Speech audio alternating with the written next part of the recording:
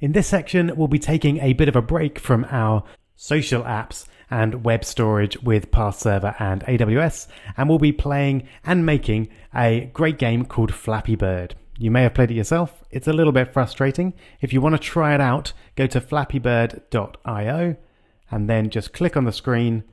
And the idea is you keep clicking to keep the bird in flight, and you have to make the bird fly through as many of the pipes as possible.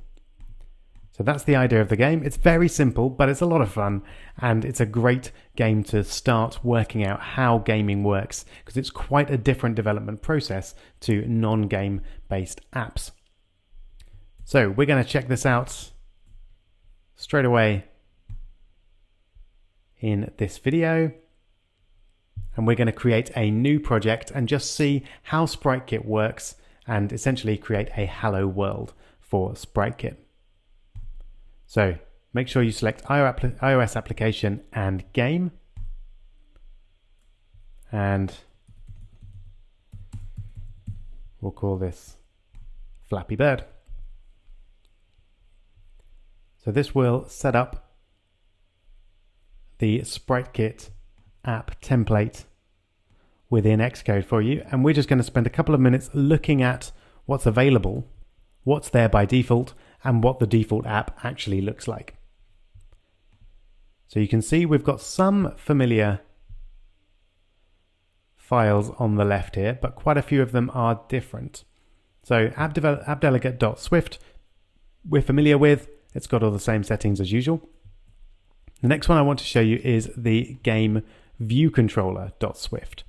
So this is where we'll be spending most of our time, and it's what you would imagine it is. It's the view controller for our game. So in a moment we'll look at what these different commands are doing. But for now we'll just continue our tour. We've got our game scene.swift as well.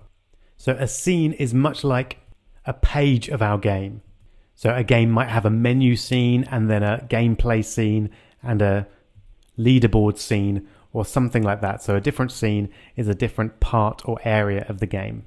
And then we've got these SKS files. So gamescene.sks is essentially what main storyboard was to our apps before. So if we have a look at what we've got here, the gamescene.sks file connects with gamescene.swift, and we've just got, as you can see, a hello world label in the middle there.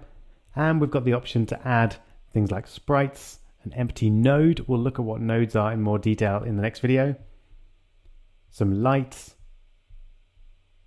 cameras, etc., etc. So it gets more and more complex. There's a huge amount we can do here within SpriteKit. And then actions.sks allow us to do things like enlarging or fading in or out sprites, or moving things around, rotating things, etc., etc. So we'll be looking at all of these things over the course of this section. Let's now have a quick look at the simulator. And here we go. You can see it looks quite boring. It's just got hello world on there. But when you tap and drag on the screen, it's a little bit slow on my simulator, but you get these red and green squares that follow the touch around. So it's just a very introductory demonstration of what you can do with SpriteKit. And we're going to have a quick look at gamescene.swift, not in any great detail, but just to get a rough idea of what's going on. So you can see we've got a game scene class, which more or less replaces our view controller class that we have in our non-gaming related apps. And then we've got a label and a spinny node, both of which are nodes. And a node is essentially anything that appears on the screen in a game. So we might have referred to it as a view before. So a sprite or a label or a button, anything that appears on the screen is a node. And then you can see here we've got the label, and we're setting the alpha to 0 and then fading it in over the course of 2 seconds. And then here we're creating the spinny node with a corner radius, so it's a rounded rectangle essentially, or a rounded square. And then we're setting up a rotation and a fade out as the spinny node appears and disappears. And then we've got 3 different methods here. Touchdown, so this happens when the user touches on the screen. So essentially it creates a skinny node at that position.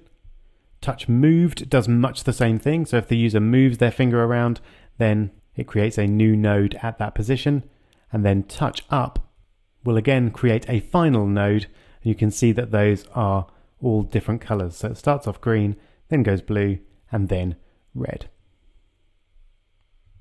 And then we've got some various other template methods that are fairly self-explanatory that happen when touches begin, touches move, touches end, and touches are cancelled. So really that's all you need to know about how this code works, but we're going to be getting into a lot of this code in a lot more detail, starting with adding and animating sprites in the next video.